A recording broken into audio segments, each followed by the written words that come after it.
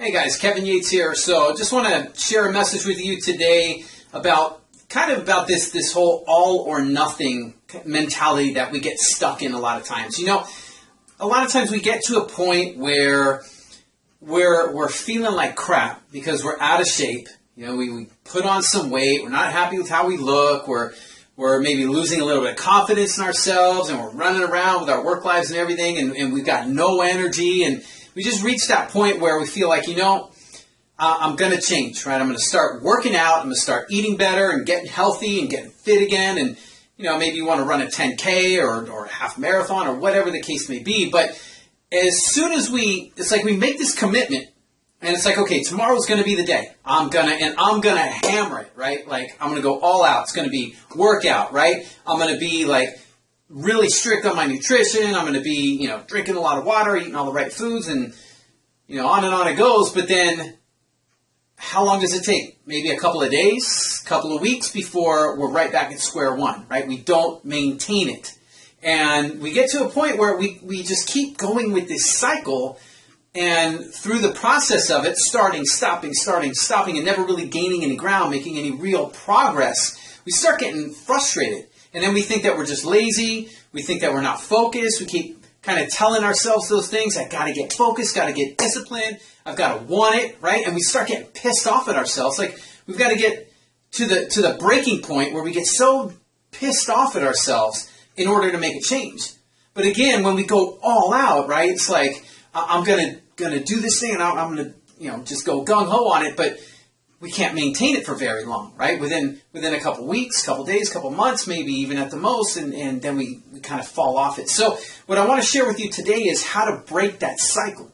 So the way that I found the way to look at it is, because first of all, you have to have some kind of an understanding of why it's happening. Because if all it took to stay committed was just like willpower and brute force, you would have done it by now. I mean, it's easy to summon up the will, right? You just get pissed off enough, you get fired up enough, and then you go at it. But it never really lasts long enough. So if we don't understand a little bit about why this is happening, then we can't really expect to make the changes, at least not changes that are going to stick for the long term.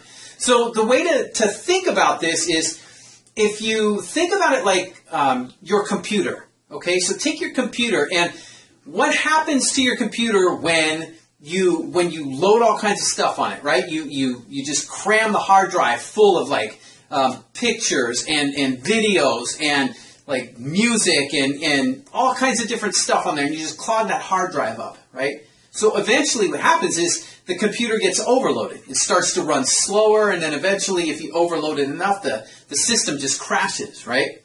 So the thing is that our bodies, right, we as people, bodies, minds, right, and we get easily overloaded like a computer, basically. So what happens is, if you have to look beyond just like the diet and exercise thing, because we get so narrowly focused to seeing everything in terms of just diet and exercise, and oftentimes we neglect or we just aren't aware of the other factors that are at play behind the scenes. So what I'm talking about is looking at this in terms of your daily life, right? So if you look at it, and let's say you're up late at night because you're taking work home with you most days. You're working 40, 50, 60 hours in some cases at the office, putting in all those hours, and then you got to take work home with you because you've got project deadlines the next day. So you're up late at night trying to get work done.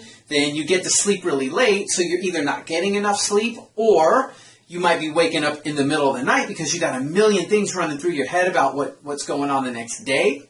When it's not deadlines that you're worried about, then you're spending most of your days running from meeting to meeting, going back and forth, and you barely have time to slow down and do anything. You're not sleeping well, you have no energy because you wake up in the morning, you're just wiped out, right? You're running on caffeine and energy drinks most of the day, and that's just kind of how our daily lives go, Monday through Friday. And it's like if you were watching a movie in fast forward, right? Boom, boom, boom. That's all our lives become. It's just go, go, go. And it's just like push, push, push all the time. So what I'm talking about is is the total amount of stress that you're dealing with, because these are all stressors that our bodies and our minds are having to deal with constantly. And the thing about stress is it's exactly like the computer. When you overload the computer, it crashes. The whole system crashes. And our body is basically a system of all these different systems that are running. Same thing happens, though, when we overload ourselves. We're bombarded with stress all the time because we're not sleeping well or enough. We're not eating right because we're always on the go. We're not, we don't have any energy. We are just kind of under all these pressures at the job, right? There's mental stress, emotional stress that's going on. And then if you couple that with trying to add a diet and exercise program to the mix, well, diet and exercise are other forms of stress. There are nutritional stressors and physical stressors that go on. So basically what I'm saying is when you add it all up, all these different stresses are things that we're dealing with all the time. And you add that stress of the strict diet, right? Not only am I going to eat better, but I'm gonna watch my calories. I'm gonna watch my carbs. I'm gonna eat less fat. I'm gonna eat no sugar. I'm gonna eliminate processed foods. I'm gonna go gluten free. I'm gonna drink more water. I'm gonna work out 5 to 6 days of the week. I'm gonna do my cardio, do my lifting, and right? It's just all of this stress. So here's the thing. Now, what you might be thinking is that, well, so what? Stress is just a part of life, and it's something that I can handle, and I can just push through it if I get focused. But here's what's going on. See, there's a lot of factors at play that go on up here that operate behind the scenes that we're not aware of a lot of times, because our natural reaction, we are hardwired to avoid stressful situations, because stress happens whenever we feel in some way that we're in danger. So if you look back at our prehistoric ancestors, the threat of being in the wild and then having a bear come out at you or being chased by a lion or something like that was pretty stressful, and we're wired in the same way. Now, you might not be getting chased by a grizzly bear around the office, anytime soon, but the stressors that we deal with in a lot of ways are a lot worse because they are constant. There's, the job stress, the lack of sleep stress, the nutritional stress because we're not eating the right foods, right? Everything that I just went through, mental and emotional stresses, all kinds of different things, relationships we have, finances we got to deal with. There's all different types of stresses that we are bombarded with. And then on top of that, we're adding diet and exercise to the mix. It's another stressor. So again, we're naturally wired to avoid danger, right? Seek safety. So basically, the response at a deep level is that there's danger.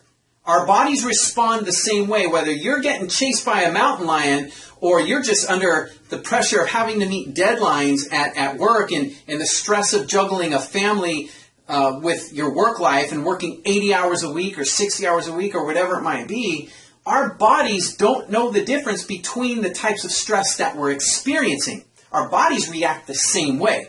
So it's just a response as if you're in danger, and your body's natural response, and your mind's telling you, get out of harm's way.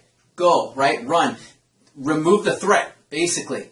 So you've got kind of one or two choices when you're looking at the workout program, because one way to remove stress is to just quit your job, right? If you're under all these deadlines and all this job pressure and everything, well, just quit your job and that would end it. But the problem with that is, then where am I going to get money to pay for food? How am I going to support my family? I got mouths to feed, I've got bills to pay, and a roof to keep over my head.